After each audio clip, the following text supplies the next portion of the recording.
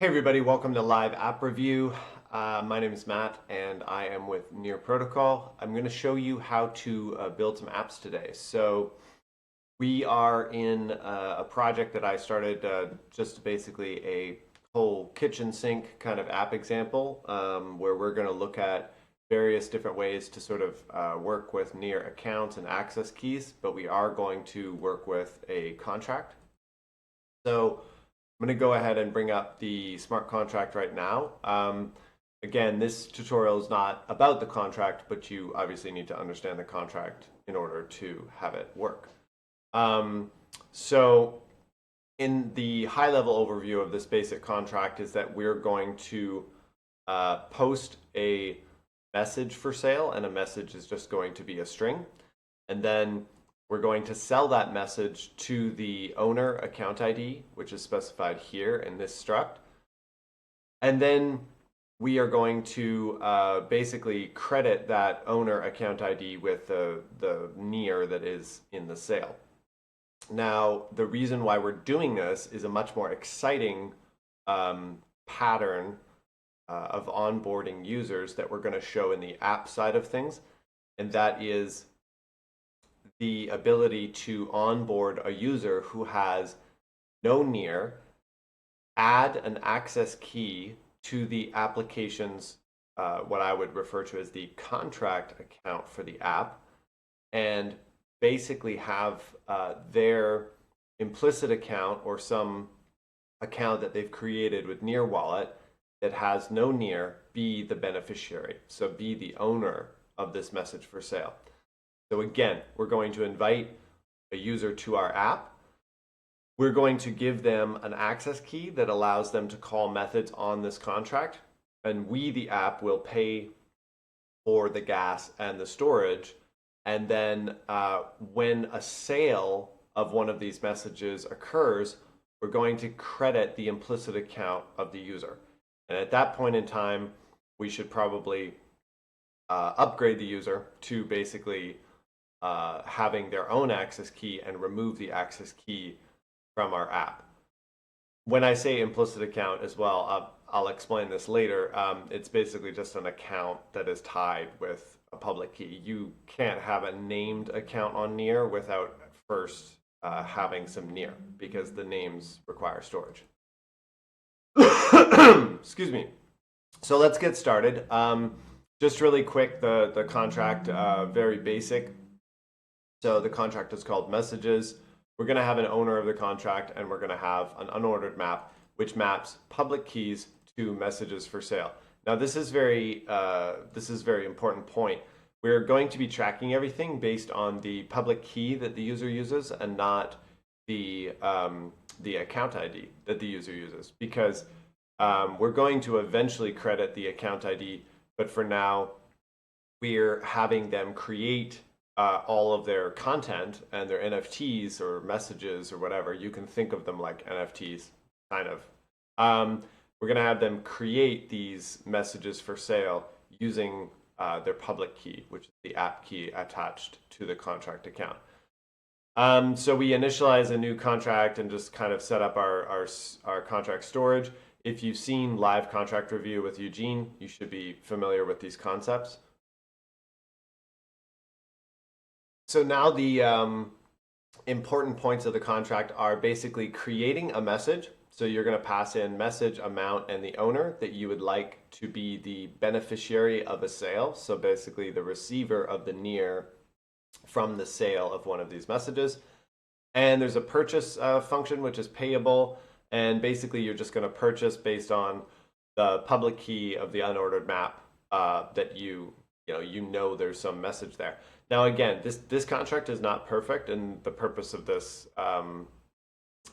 review is not to basically have a perfect contract, but just to have a contract that is like a proof of concept that we can build an app around. So I'm going to show you how we built the app around that in a moment. I guess I'll just show you the unit tests. So the unit tests basically have, create, purchase, and some situations where the message already exists or that there's no message. And these unit tests are basically just to kind of sanity check things. when you're using this repo, which I'll post in the description of the video, you can just run test unit, and basically it should go through, build the Rust project. Mine's already built, and it'll run these unit tests. So basically, it does panic in some scenarios, and that's important to know for when you build your app, because you will get these panics, and they'll come back with these error messages from RPC when you're building your app. So just some unit tests to kind of help out and sort of check our sanity there. I'm going to go ahead and close that now, and I'm going to dive into the structure of this sort of boilerplate kind of kitchen sink app example. One thing to note right away is that there are a lot of scripts in the script section of the package.json, and these are just to help you out. The easiest sort of thing to understand is that there's a lot of testing ones. So for example, if we want to test and fully deploy the contract, we would do a test deploy. Now that's going to wipe out our near dev directory, and it's going to create a whole new dev account. So the dev account is basically the app's contract account on testnet. So we're deleting it, and we're wiping it out, and we're launching a whole new one. And the nice thing about this setup here is that there's various sort of scripts and utilities that are going to just simply patch through that new contract name onto config.js. And so this this dev account, and this account ID will change when you do a test deploy, and then you've got a brand new contract with brand new contract state. So it's like resetting all of your tests. If you want to just test your application and just edit some of these jest tests. So let's say you just wanted to like modify the amount of the message for sale or something, you could just save that here in app.test, and then you don't actually need to redeploy the contract to modify these tests. You just need to run yarn test, and that runs jest on top of the existing contract that's deployed. So app.test.js. There's also a server test, and there is a Node.js server which does some sort of back-end magic. The endpoints of the server are not protected yet, but you can imagine a scenario where you've got this user coming to your app. They have no near tokens to pay for their own stuff. And what do we know about people who can do things on a blockchain where there is no fee? Well, it can be spammed and have some sort of Sybil attack. So what I've done here is I've created just a very basic Node.js server, and that's under the server folder. And this is just to basically show you how you might protect endpoints only if they have an access key to the app. And I've just put some warnings here saying that if you're adding the key, there's currently no restriction on this endpoint. So what you should do is add like a CAPTCHA or some sign in with whatever kind of OAuth service. And that's basically just to protect your app from using too much gas. So what would happen is user lands on your app with no near. They say, I want to use your app. And if you just add an access key, even with a very, very low amount of a low allowance, like 0.1 near, well, if that endpoint is not protected with some sort of bot or Sybil protection, they could just go ahead and script that and like spam out, all of your access keys, in which case your app would run out of funds really quick. So it's very, very important that if you are using this model where you're going to allow the user to do interactions with your contract, and you're going to essentially sponsor their gas fees, kind of like in a way of like a meta transaction, you basically need to watch out for that. So I don't know how else to explain it, and I probably can't solve all of those problems. It's kind of outside the scope of this video, but just know that you can run this server And in fact, you do need to run the server to do various sort of things and tests. So check out what happens when I run the server test, but without the server, being online.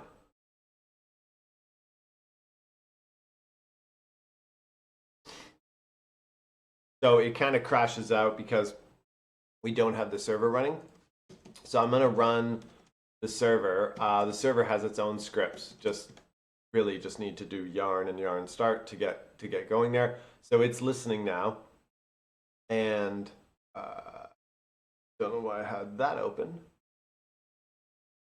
Nope, I quit that. Okay, so run the server. Nope, already running somewhere else.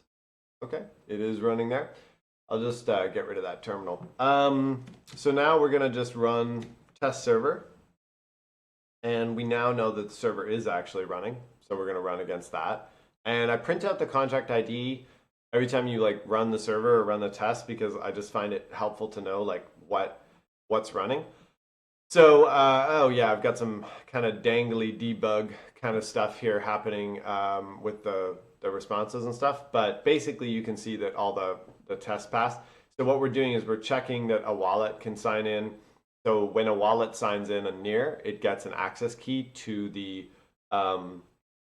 app.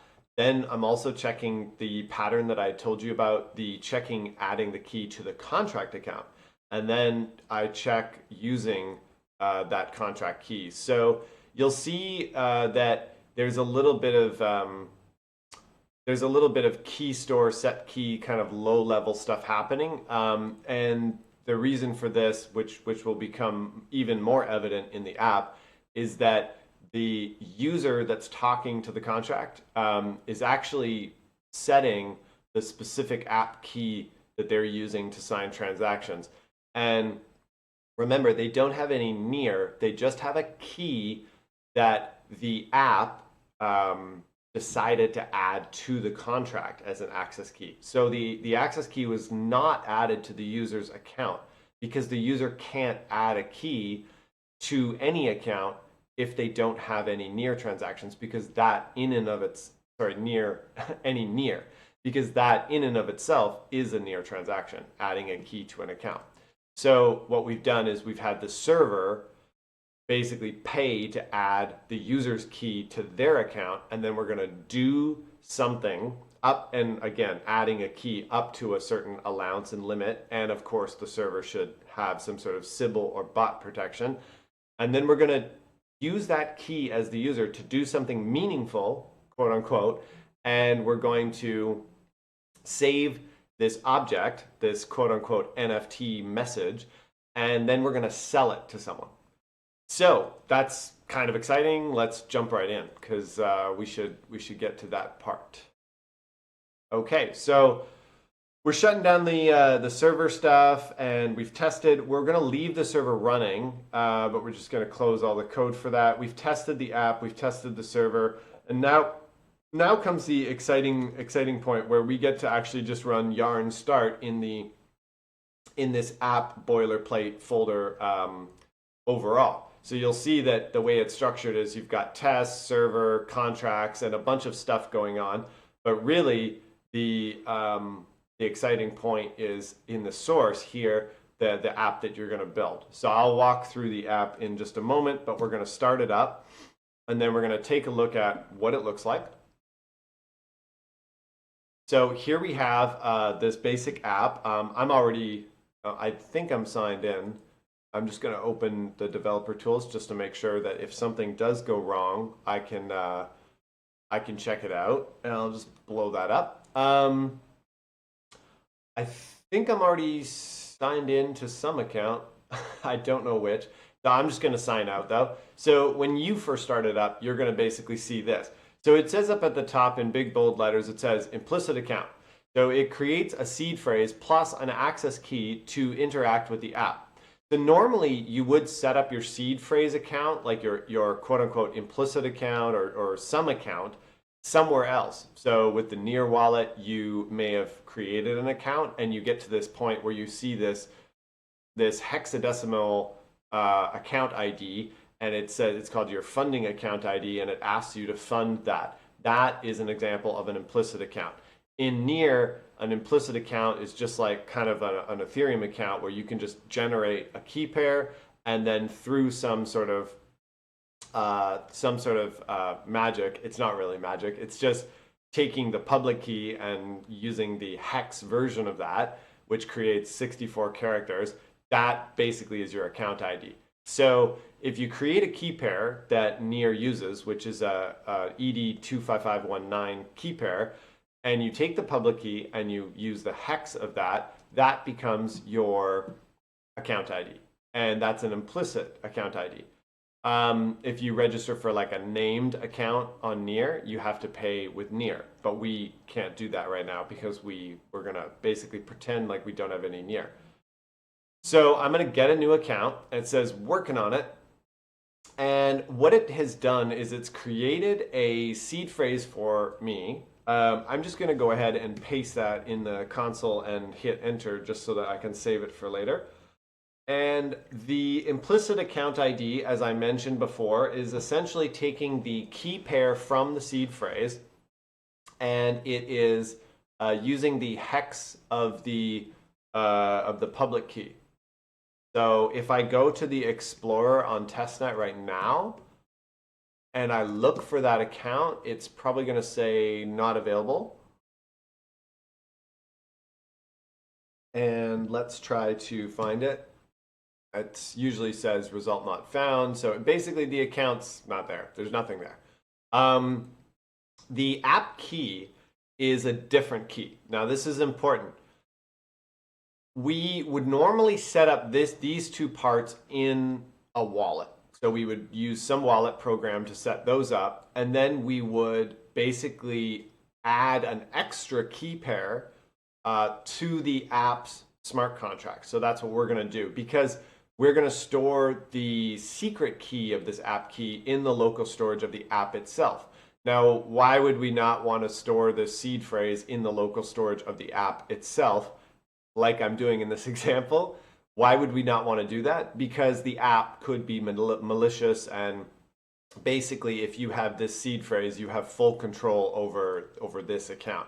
But this is the account that is going to be the beneficiary of the sale. So we kind of don't want that.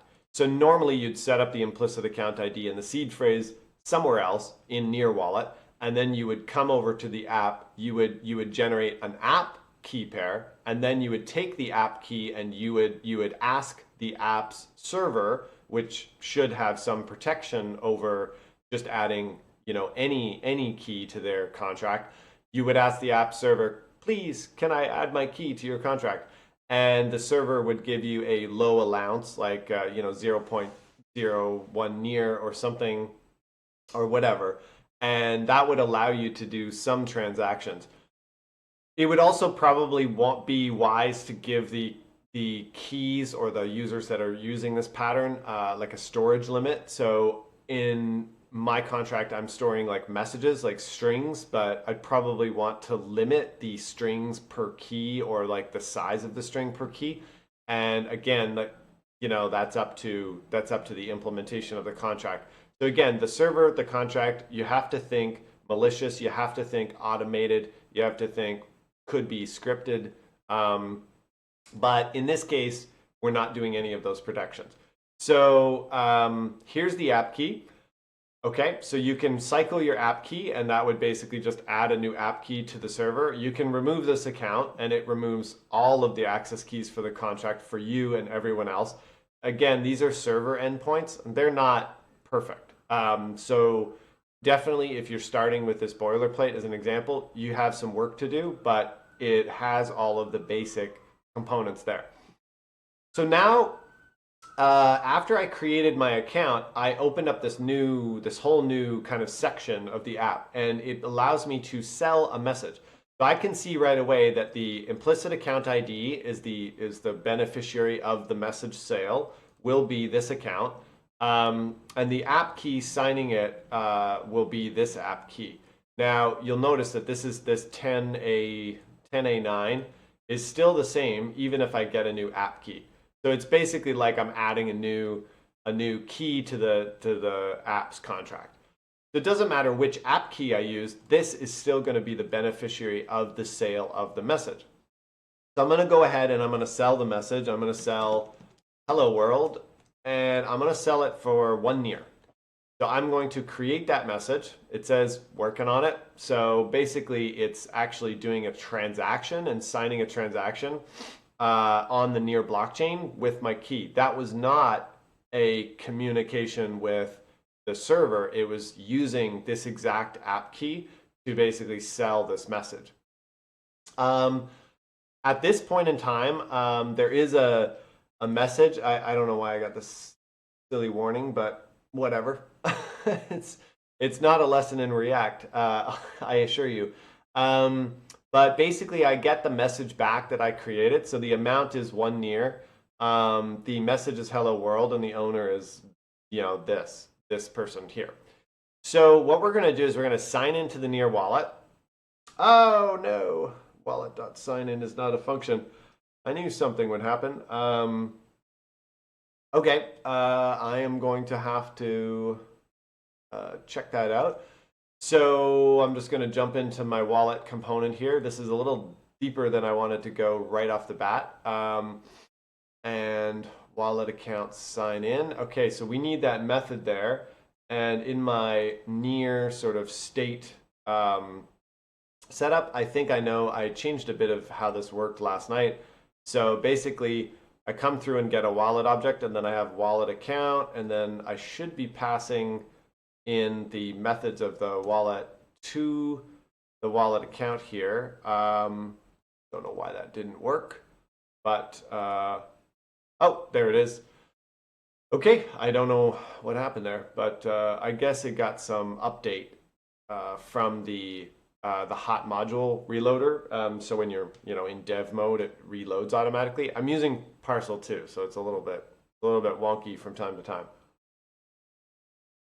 Okay, let's allow that login. So that is my just some testnet account. Remember, it's not this account, it's some other account. Now, there is a message for sale using this app key. Remember, all the messages are tied to the app key, not the account ID that is selling it. So the account ID is just used as the beneficiary of the sale. Just a quick recap, we explained that here. Just by looking at these structs, you can see that there is an account ID that will be the owner, and there is a mapping from public keys to messages for sale. And if you really want to take a look, you can see that the transfer here is to the message.owner, and we're going to transfer the deposit amount to the owner. So at this point in time, which is also really cool, the contract or the app that's in charge of adding sponsoring these users, a very, very cool thing that could happen here. The app could actually take back the original allowance that they gave to the user for basically sponsoring their transactions and letting them interact with the contract. Not bad.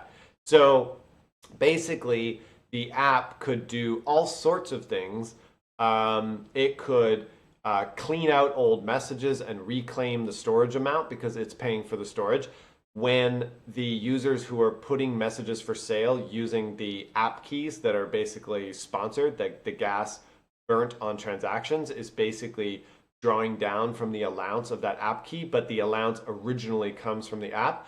The app could basically, at the point of sale, reclaim some of those funds, even take a fee for sponsoring. So it's kind of like, think about it like this. If an app is basically allowing users to come and transact with the blockchain through their account by adding access keys and giving the user the access key, it kind of serves as essentially like a loan. So it's a loan of a tiny bit of near to basically transact with the app, and there could be interest on that loan. So it's kind of like a form of debt. So it's a very cool concept. But let's get back into what's actually going on. And the moment of truth would be, I don't know why that's not showing up. Again, I messed around with the wallet yesterday, so wallet account ID, I don't know. It's like something like get account ID or something. We want that to show up. Come on, it would be cool. I don't know, the hot module reloader sucks, and that is not the right method. Usually, you know, what you do is you just print it out. I tried to combine wallets and accounts, and it just blew up yesterday. Yeah, I don't know why it's not showing up because I have it here. So, account ID, please show up. Signed in, nothing. Weird. Let's cancel that. Undefined, undefined. Oh, and then it goes undefined. Oh, fantastic. Yeah, that's because it's probably overriding it somewhere.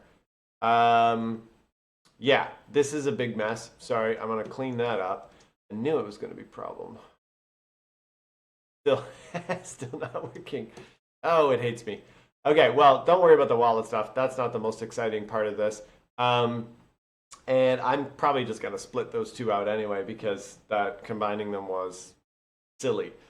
But the point is we want to now use our account that has 484.96 near, and we want to buy this message. So we're going to buy hello world. So, whoops. Oh, man. Got tons of problems now. I don't know what's going on. Buy message. No.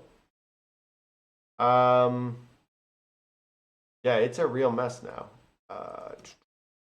So I'm gonna have to go, and I'm actually going to have to split this up now. So anyway, this is just silly state stuff. So just bear with me for a sec. I'm gonna split up wallet and account, and then I'm gonna split up wallet and account here too. Account's probably just gonna be undefined. So I'm just going to go back to where they were split, and then I'll just import them here as sort of split up things.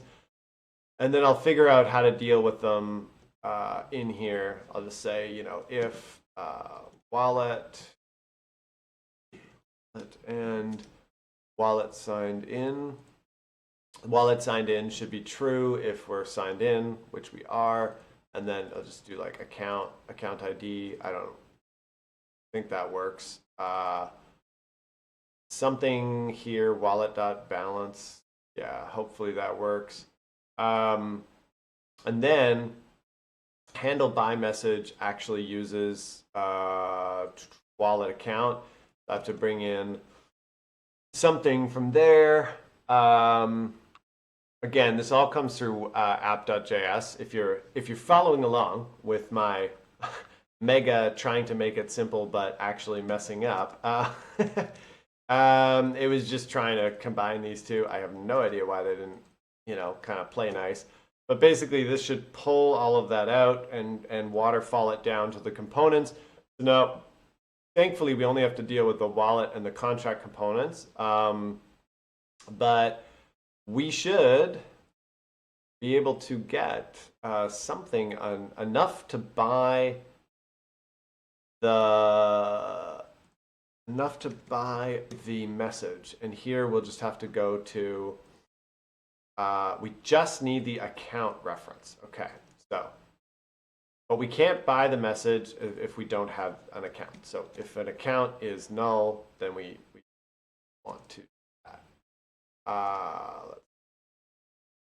Wallet account not defined. Yeah, figured that was coming. So it's wallet.balance, and it's, wallet sign out is the method for sign out. Wallet sign in. All right, and we're back. Okay, so, and we got that back. That was nice. The reason I was combining them last night was because I had problems with the sign out button. I'm not even going to demo that. So 484.96 is the near that we have in the account si1.testnet. What I'm going to do is I'm going to demo this, and then we're going to actually look at the code and see how all this key stuff is happening. So there will be actual kind of code part. But basically, quick recap. we created an implicit account. We got a seed phrase and an implicit account ID for the public key from the seed phrase. Now that's cool. That should have happened outside of this app somewhere else, right? And we should have basically, approved or we should have signed some signature proving to the app that we are this implicit account ID, or the app should basically have gotten some indication that we are this implicit account ID via some sort of, wallet kind of redirect or something.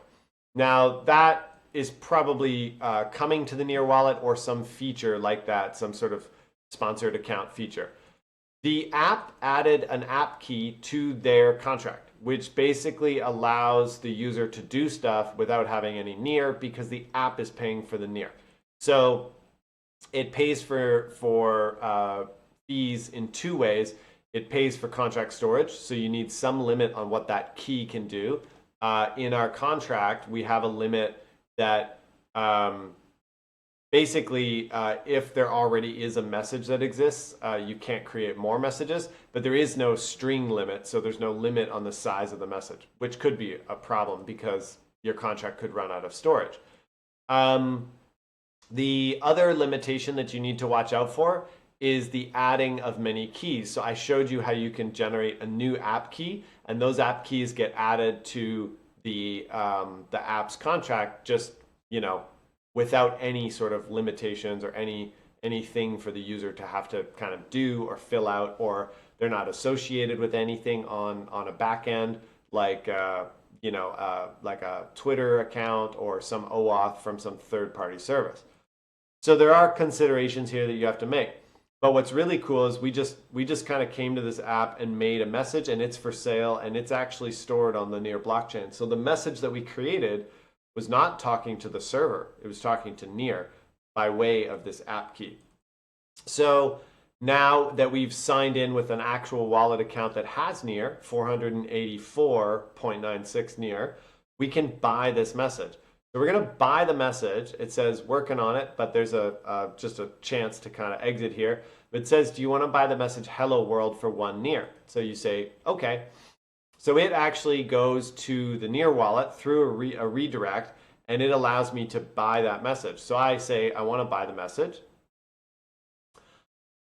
And we can see that the app key now has no message associated with it. So where did the message go? Well, when the messages are purchased, they're actually deleted from the blockchain via this REST contract, and the beneficiary, the message owner, is credited the Near.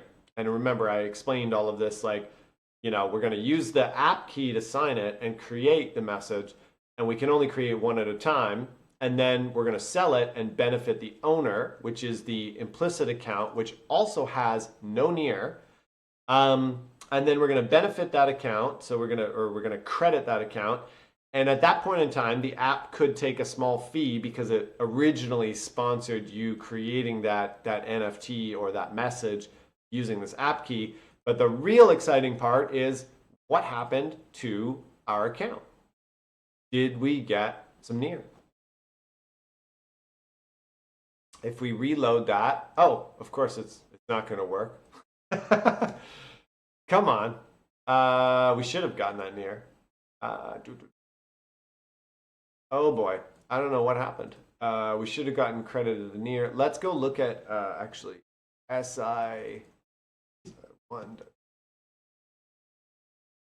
Oh, apparently could be that the Explorer is down right now,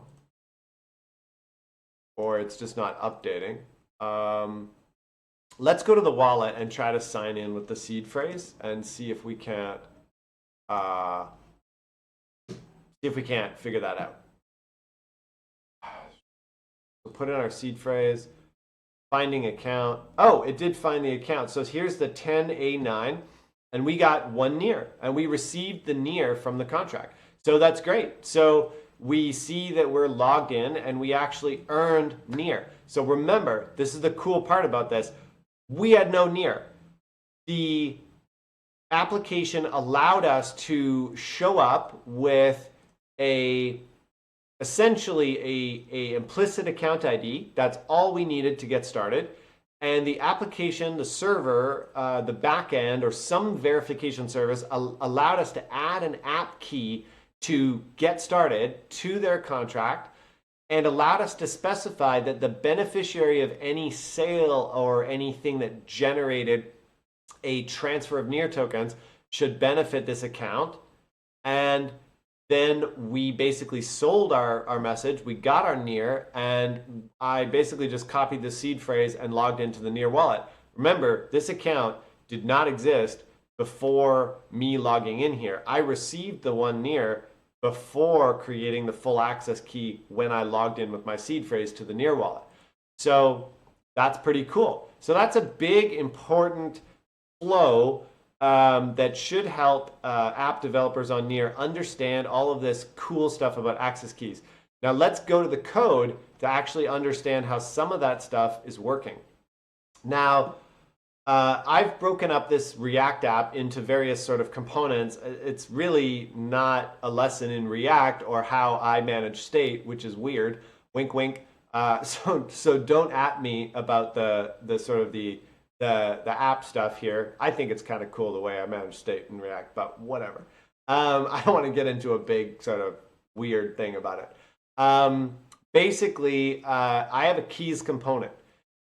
Now this is the meat and potatoes of all of the key stuff that's happening. So I mentioned before that these parts, like these two parts here, the seed phrase generation and the implicit account ID, they shouldn't be happening in the app, but I had to make them happen in the app so that you could start with, no account. So if I go ahead and remove the account, I'm back here to square one. If I sign out the wallet, which I have an update problem, it won't actually, redo the state right there. But if I sign out of the wallet and I get back to the beginning, I'm back where I started. And I can do this whole thing all over again. Created a new seed phrase, totally different than before. Create a new message, hello. Create an amount to sell it for. That is a NEAR transaction using the app key. I can sign in with NEAR wallet. I can allow it. Oh, I'm signing in with the old account. This is kind of cool. But I can't buy it because I don't have enough NEAR. Okay, so we're going to sign out again. We're going to sign back in with an account that actually does have enough NEAR. But that was kind of cool. So you could see how this could go from user to user to user. I have many accounts. I've got a problem on testnet. So I'm going to sign in again with that si1.testnet account. So I got 483 NEAR now to be able to purchase this new message. I'm going to buy hello for 1 NEAR. Again, sends me to the wallet. I approve that transaction. I come back and remember my seed phrase. Okay, so now this is a brand new account. I'm not going to even try with the Explorer. Hey, Explorer guys, get on it. I'm going to add the account to my testnet here. I'm going to put in the seed phrase. It's finding the account. Boom, I'm funded. Awesome. So that's pretty quick flow, and the user didn't really have to do anything. You may definitely want to include some steps that protect against adding arbitrary app keys or allowing users to spam you out, as I mentioned several times. But let's look at the code.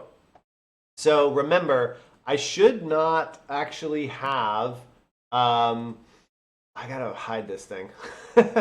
I should not actually have I should not have an implicit account ID and a seed phrase like stored in the app itself, but I did have to do that in order to make this example work. So that's one part that you should just, as an app, you should just be getting a user's implicit account ID that is unfunded from somewhere else. Really cool note is you can check if the implicit account ID has funds or not, which is cool. So you can check if the user is lying. You can ask them for, you can't ask them for a signature because then they'd have to put their seed phrase into your app. you can check their account basically. But you can also redirect to like a trusted wallet like Near Wallet and then come back to your app and sort that out. So let's look at the keys component because that's probably stuff that you haven't seen before, like wallet sign in and contract stuff. You've probably seen those from other examples. Well, we will look at the contract actually in the sense that the contract, when we make the original message, we're using the app key. So I have this object in my React state called local keys. So basically, if I have local keys, I probably have them stored in local storage. So I have like a const here just to basically index into my local storage. If we go to the app here and we print out local storage, you'll see that I have the local keys here. Great. Okay. Cool. So I was just thinking for a second. Do I have any actual stuff on mainnet here? Probably not, because all the networks that I've ever used with localhost are testnet. So that's all good. But I'll just clear it just in case. Well, it's on video anyway, so who cares? Will I have to cut this out of the video? Probably not. Anyways, whatever. Bye-bye. I see how paranoid I am. Default, default, default, default, default, default, default, testnet, default.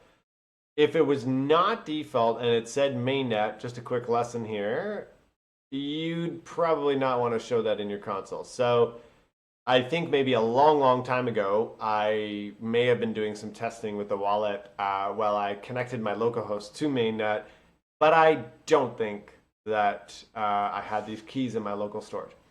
But anyway, I think we're all good. So back to the app. So I've got local keys stored here. And what I'm going to do is basically going to call load keys when this component mounts. And then basically I'm going to have, I'm going to try to get the local keys object. I have some storage helpers here that are basically from util/storage. They just allow me to get, set, delete, and the default is a JSON object. So don't worry about that. I mean, basically I can destructure an empty JSON object and these would just become undefined. But that's just like a little helper.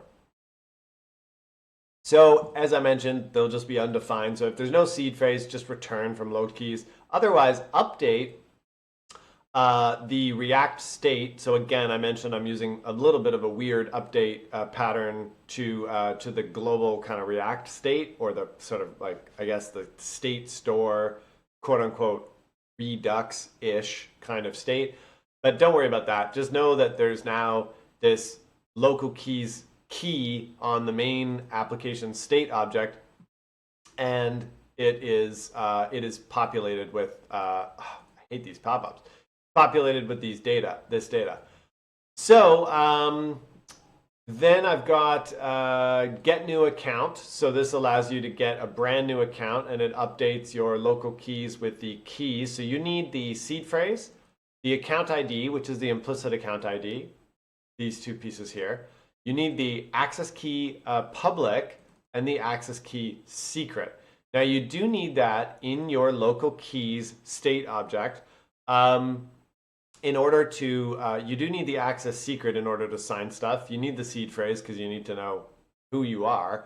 You need the implicit account ID because you need to know who you are with relation to the seed phrase. So these two are the same account, basically, just shown, as the implicit account ID and the seed phrase. The seed phrase can generate a public key and a private key. The public key generates the implicit account ID. That's important. The access key is a different key pair. So it's a different key pair entirely, and it's got the public key and the secret key here in this local keys sort of like app state. So the app can actually use the key, right? Because that's the app key that they're sponsoring you with. Getting a new access key is pretty simple. Basically, it creates a new key pair from random, and then it tries to add the key pair to the server. I'll go ahead and show you what the server looks like there for that add key. So add key is here, so it receives the public key. When you add a key to the backend or the server, you don't need to send the secret key, you just send the public key. And then what you do is you call add access key on the contract account. I've actually added a new method here, which is just like a little wrapper method. It's under this near utils. So basically, when I went and initialized my server, I added a special helper method here that just basically adds the public key. So it just takes the public key, calls, man, these pop-ups. It calls the contract account, add key method, which is a normal near API JS method. Then it adds the public key, and then it you specify the contract name and the contract methods, which or the methods that you'd like to call. I'd call the contract change methods as sort of like the methods that the user should be able to access with the access key, which is stuff like it's all in config.js. So the change methods are new, create, purchase. You've seen those before when I showed you the contract. So that's an access key, and then you specify the allowance. So I specified 0.1 near, so that should allow the user to do whatever until they've created their message. So not too difficult here. This is just a wrapper around using near API.js add key method on I call it the contract account, but it's just a regular account instance. So I'm going to close that. That was part of the server near utilities, and then I'm going to look at the endpoint, add key. Okay, add access key. That should actually happen without throwing an exception. And then I'm just going to send a result in the form of JSON, success true, and then I'll just attach that result. So that's what comes back here. And so I just check result, and result success is true. I don't know why it wouldn't be true, but I just like to return these like JSON objects because it just helps me add a bunch of things if I'm debugging and just sort of like, reason about what's happening with the server. So then we're going to check if the key is valid. Now this is an interesting one. A lot of people ask for this. So how do you check that a contract has a certain access key, especially against like a backend, like a server? Well, you call this method and then check access key. Basically what we're going to do here, this is really important because this is the same way that we're going to interact with the contract itself. We're going to create an access key account. Now what is that? That's under some utilities for the app itself. So it creates an access key account. Let's just go over the high level first. So we create an access key account to talk to the contract. That gets stored here in as this account. Then, we're going to call a method called post signed JSON. So post signed JSON is going to take the URL that you're calling, the contract name, and the account that you're calling from, and it's going to basically add a signature to this post method call to the server. So then you're going to return, the result success, and that would come back here, and it would be true as is valid. But let's dive into these two components here. So what is an access key account? Well, it's something that I made up as a convenience method in this near utilities. And you'll see we've got post signed JSON right up here, which we'll get into in a sec. So create an access key account is going to take a near connection and a key pair, really. And I just had to actually, because I store the key pair in local storage and I come back, I have to basically redo this toString method because when you set the key store, it's expecting a toString method returns the secret key. So don't worry about that. I mean, that's just a little patch, sort of kind of like a bit of a kind of little sort of hacky fix. So you're going to take the near connection and set the signer key store. You're going to set the key for the current network for the current network and the current contract, so this dev contract, to be signed by the key pair that you're passing in. So what is the key pair that we're passing in? Well, it's the access key. It's the access key the app gave us to call methods on the contract. So we're going to set that key, and then we're going to return a new account for that near connection. And we're just going to set the implicit account ID, but I don't think I actually use this. But just in case you want to know how that's set, it takes the keys, the key pairs, public key.data, which is actually just the, it's the uint8 array of the 32 bytes of data for the public key. And then it's just going to convert that to hex. I mentioned that before, that the app key here, oh, why do I do that? Oh, that's actually wrong. Create access key account. You actually don't need that. So I think I'm going to take that out there. Yeah, that's confusing because that's the access key's implicit account ID, but not the local key implicit account ID. That one is done up here.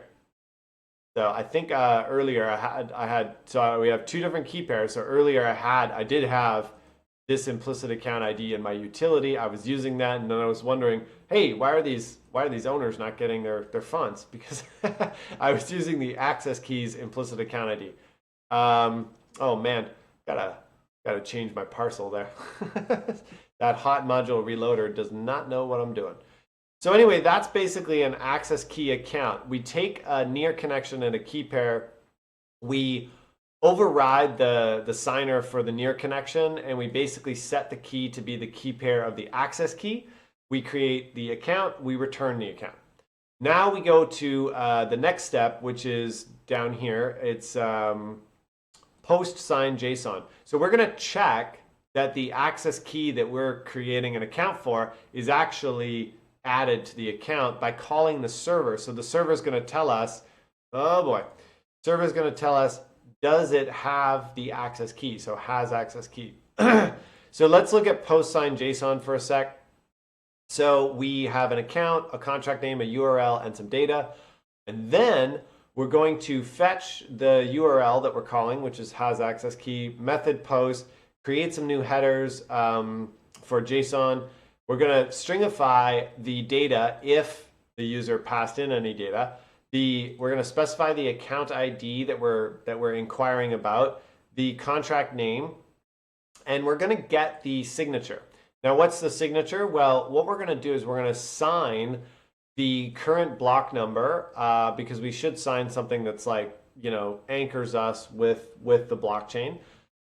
We're going to get the block number signature. So all this does is get the signature using the account, of course. So what key are we using with the account? Well, we're using the access key because we originally called create access key account. So that access key account should be able to generate a signature, and then we go boom and fire it off to the server. So let's look at the server for a sec and make sure that we can actually check that access key. So has access key on the server side uses a middleware called has access key. Nice names. So when we look at the middleware helper here, whoops, that's the wrong one. That's utilities. We'll look at middleware near.js. We basically have this has access key method. We expect that all of these items exist, otherwise we're going to warn about it. A valid block number is interesting because it should be sort of within the last 100 blocks. Otherwise, there could be some sort of kind of weird thing where somebody gets your key and signs for you. So there has to be some sort of time delay there. Anyway, this is all actually taken from mostly taken from near contract helper. In fact, well, 99% of it. And near contract helper we use on the wallet to verify signatures as well. So if you want like a kind of a near wallet plus near contract helper kind of back and forth example, you'll see this exact pattern there. I've just been asked this so many times, so I want to kind of go through it on this video as well. So what we do is we verify the signature, and it does a bunch of cool crypto stuff, which I won't get into. But the key here is also if the contract name has a certain length. So basically we want to inquire about an access key for a particular contract. We're going to look for access keys, and we're going to filter down to make sure that the permission function call receiver equals the contract name. if we don't have a contract name, we can actually verify the signature comes from a full access account. Now that would require this being a different method because it checks that there is a contract name here in the request body. I mean, because I checked the contract name length, we could just pass in a length of nothing. But anyway, I kind of left it ambiguous. So basically, if there's a contract name length of nothing, then you are required to have a full access key. So in this case, we could actually identify the owner or anyone with a full access key for the contract account that goes by contract name. So that's our dev account from before. So we're almost done. Basically, we pass that middleware and we return success true. So why would we check this? Let's go back to keys. Well, we check this to make sure. So after we add a key to the server or through the server to the account, so the server adds the key for us, we're not really sure if that transaction went through or if we have that access key. And we don't want to junk up our local storage for the user by saving an app key or an access key that doesn't actually exist on the contract account. So what we do is we fire one request to the server to add the key. We wait for the server to do that on the NEAR blockchain. We come back with a result that we think is true. But if for any reason that there's something wrong, we probably should check that we actually have an access key on the account. So again, we call to the server. We say, can the user sign with a key that is part of that account? And the server goes through, and this is the crucial point here. The server gets the access keys for the account and basically goes through them. So we should, at this point in time, have an access key, which means that is valid will be true. And then we basically want to, why is this here? No local keys or self-update, return key pair. Oh, yeah, we're updating the app key. So get new access key. We're only going to update the app key if we already have a local kind of set of keys. So we have the first two parts at least. We have a seed phrase and an implicit account ID. We probably have an existing app key. So what we do is we update the access public, access secret, and then away to the races. So self-update is always false, but I do have a method here, get new access key, that sets self-update to true, and that is this button here when you're just cycling app keys. So you're just getting a new app key. So again, all this happens really fast. So when you see it update in the app, it's actually already added a key to the account on the NEAR blockchain. Otherwise, is valid would not be true. So if you say get new app key, that's adding a key to that dev account. And just to kind of prove it to you, let's go over to the server. And remember, the dev account was printed out there way back long ago. Long video, guys. So I can say NEAR keys for the dev account, and I can see I have 6 keys here. So these are just these app keys. Maybe one of them is AT82. That's this one right here. So then when I say get new app key, and that should happen fast because we are a fast blockchain, I should see 7 keys. All right, I think I've proven beyond a shadow of a doubt that these keys are getting added, even with my server helper methods.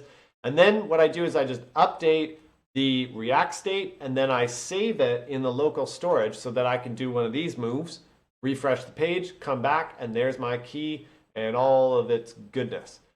Okay, so that's basically it for the key manipulation stuff. Let's finish the very final part, I swear, and that is adding a message. So again, adding a message uses the app key. Remember, the access public, access secret uses that app key to send a message and put it on the NEAR blockchain. So if we follow the sort of chain of logic here, there's a message now on that contract account that we are loading. And we just have to go to the contract component and check out how that works. So basically, let's take a look here. So we have a bunch of local state here, and we know we're bringing in our local keys object. We're also bringing in the account of the wallet. That was that thing I had trouble with earlier. So basically, local keys represents the user who's basically using the app key to do stuff, and the account would represent the user with near funds, so the wallet user. We are basically going to check if we have access public, and if we do have a public key, and again, this is the app key, we're going to load messages for that public key. So we're going to go get a contract instance, get an access key account, and we're going to get a key pair from the access keys secret. Remember, that secret was going to come in handy. Then we're going to check that there's a message for the access public key. So this is the public key here. We're going to check that there is a key in that unordered map from the contract. Remember that, right? Unordered map, public key, map to message for sale. So if there is a message for sale, we're gonna go get it, and we're gonna set the local message, like message for sale object in our React state. So I'm using local React state for the contract component here because a lot of this stuff doesn't need to be viewed by other components. It's just local state. So the contract component is kind of self-contained in this message for sale and buy message kind of section of the app. It doesn't interact with the keys component or the wallet component. They, in fact, feed into this, as you can see from local keys here and all that jazz. So basically, I'm going to handle the create message part. We saw an example of that. So how are we going to create a message? Well, what we're going to do is we're going to actually create an access key account. I call that the implicit account. That's not actually accurate. It's the app account. And we're going to get a contract instance for the app account. So that's my app account, not my implicit account ID. Remember, these two are different from this. And then we're going to basically just pop the message on the blockchain, calling create. So why can I do this? Why can I do this, and why can I pay for gas? Because remember, this app key and this app account is added to the app's contract, and the application should have near to pay for the actions of that access key. That access key has a small allowance, 0.1 near, of which it can burn up completely. So you got to watch out who you give these app keys to. But that allows the user to actually create something without having any near. So then we await the load message, and then we say loading is false after we load the message. So we're going to look for the message after we create it. You saw an example of that. Just for fun, I'm going to actually forget about this message. I'm going to get a new app key, which basically should, if I refresh, yeah. The new app key should not have a message for sale. So I'm going to do that one more time. So I'm going to say hello, and I'm going to create a message, working on it. And boom, hello is stored on the near blockchain because it was here. The amount is 1 near, which, by the way, has to get converted to like the full Yocto near. So that just does that here.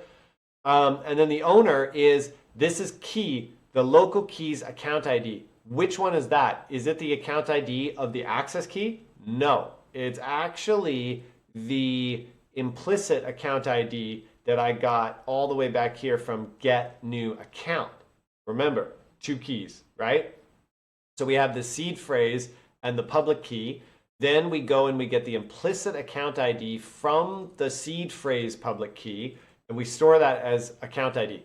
So these two are basically joined, and these access keys are different. So when you go to the contract, you see an example in create message of using the app account, but you're crediting the local key account ID, which is this, the basically the, it's that, but it is the public key for all intents and purposes, the receiving account ID to the public key to the seed phrase.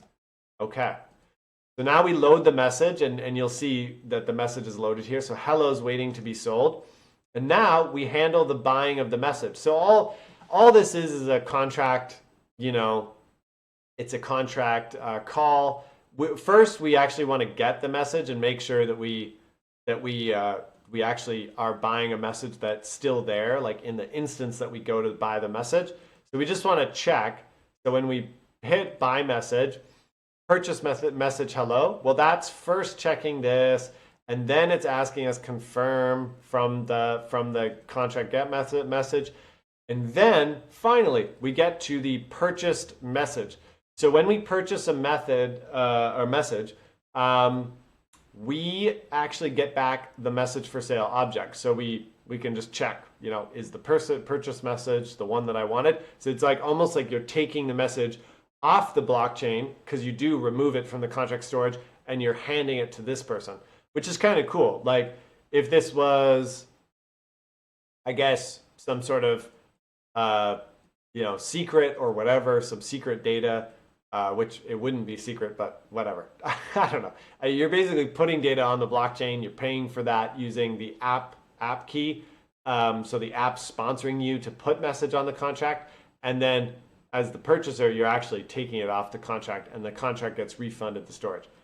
Whatever. Little details about that. So after we get the purchase message, we're going to load message. And so if we say OK, we make the transaction. We should see that after we do this redirect and we pay for that.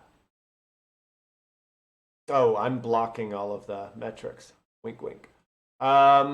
So after we purchase it, we see that the app key, the very same app key, actually can set another message.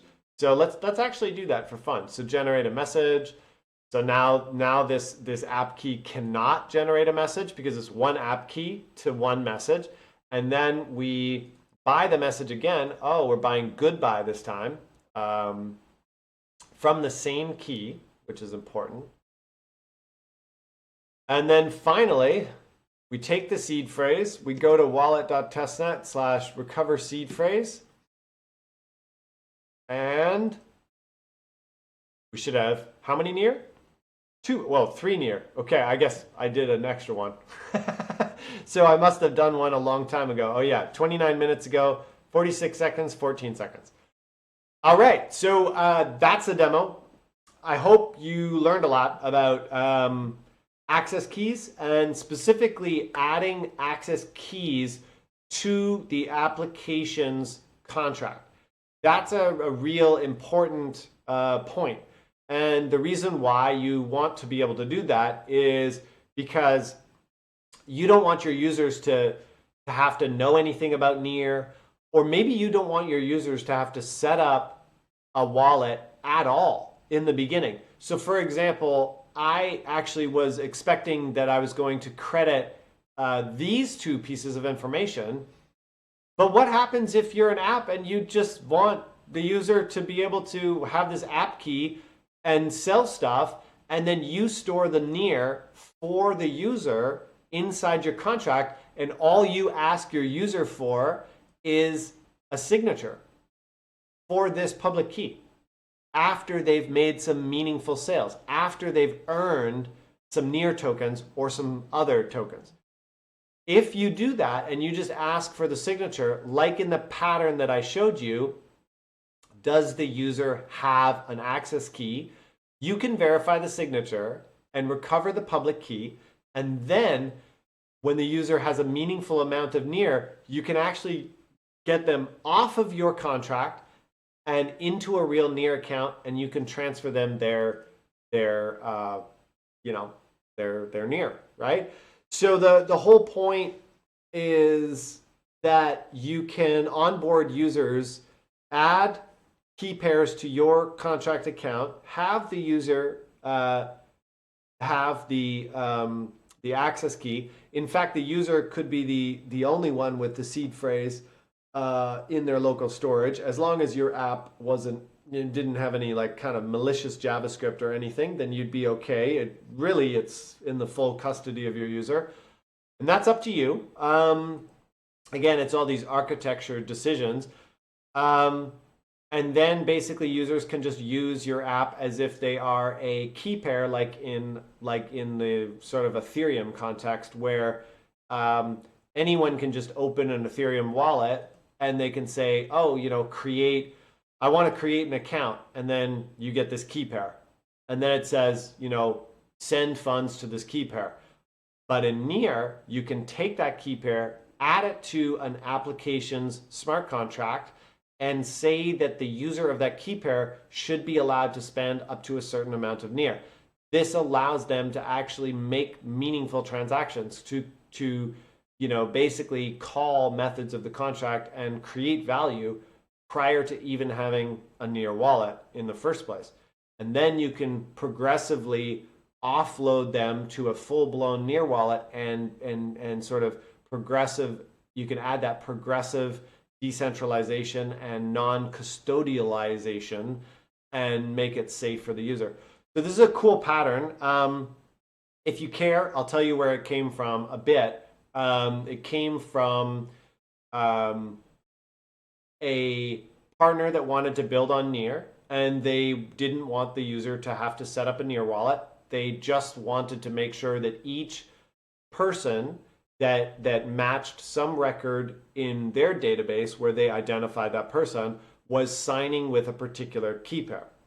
So they didn't need full-blown NEAR accounts where people could run around and go to NEAR wallet and check balances.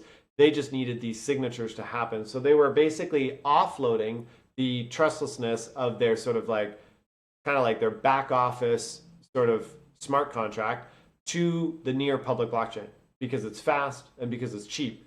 And so they have one contract that just sort of stores, let's just say they store hashes and stuff, and they just need to know who's signing what hashes and who's adding which hashes and who has control over particular hashes.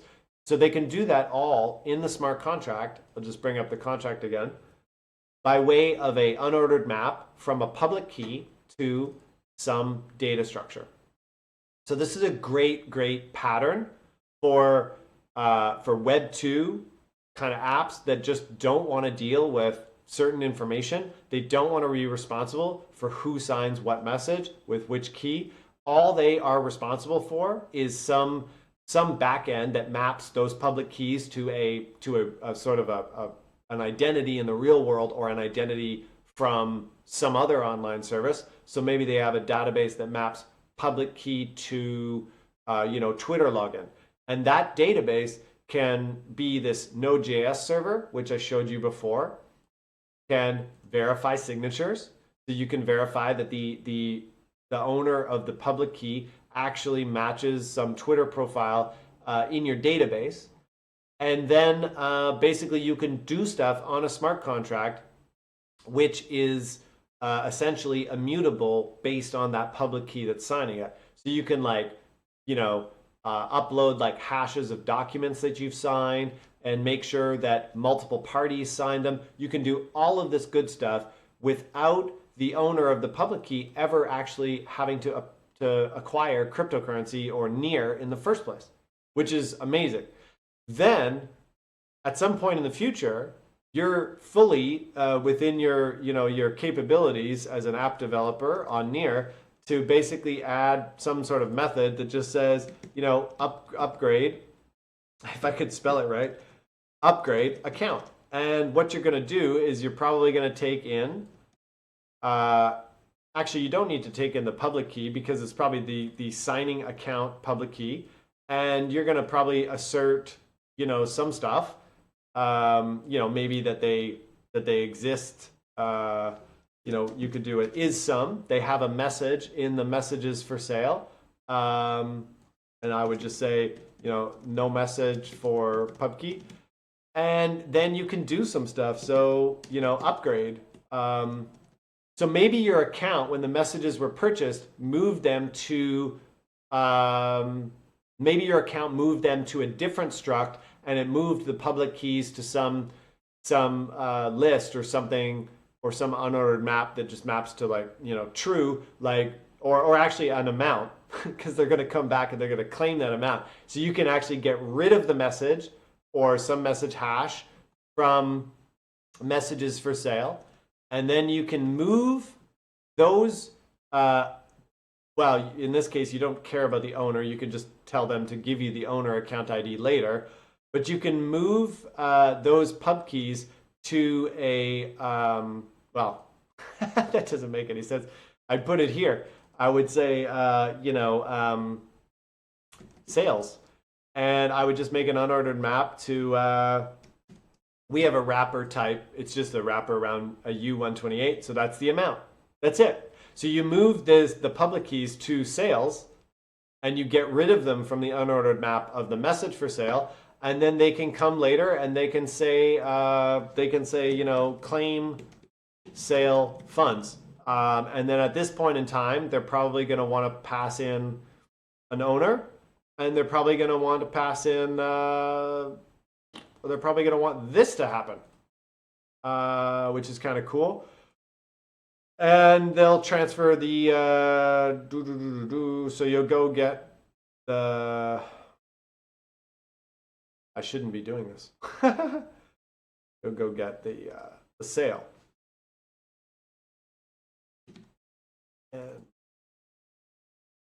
sales, get the sales, expect, we can get rid of that now. And then we just put, the amount is basically, you just expect something to be there. Actually, I don't know if this will work actually, because the unordered map would, maybe it'll return, it'll throw a panic if there's nothing there. I think it will. And then it's a good thing I didn't do unwrap or, because then we would just be transferring funds for no reason. And then at that point, when the user has an account, you want to basically do something like, swap keys. So you want to get rid of their app key and add an app key for the actual owner account, which, by the way, actually, you don't have to do that in your contract. You can do that in NEAR API.js. So you can do that completely outside of the logic of the contract.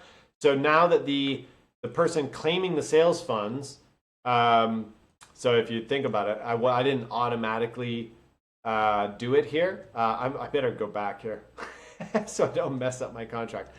The person claiming the sales funds, they originally, if in my new example, they originally didn't specify the owner, and they came at a later date. So again, I'm just sort of showing an example of where this doesn't exist at all.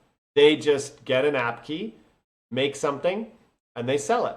And then the app key is passed to a new struct here, or sorry, a new map, and it's just sales. And then at a later date, they sign a message with the public key, to which we can always verify the environment signing account public key.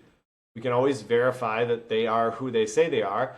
And we can go and we can ask the contract to transfer those funds from successful sales. So it's pretty cool. That could happen in like a two-step. Again, just got to go back. Make sure the contract's safe. All right, so that's it. Lots of cool different patterns here. Then that the one pattern evolved to a bunch of people asking, "Hey, could we onboard users like this?" And the answer is yes.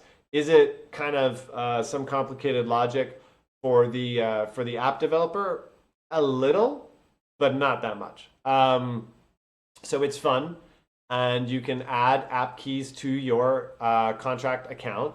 You can allow anyone to have an app key with a small allowance, call methods on the contract, make something meaningful. So, upload some hashes of some object that exists in some decentralized file storage, or a hash of an object that exists in centralized file storage.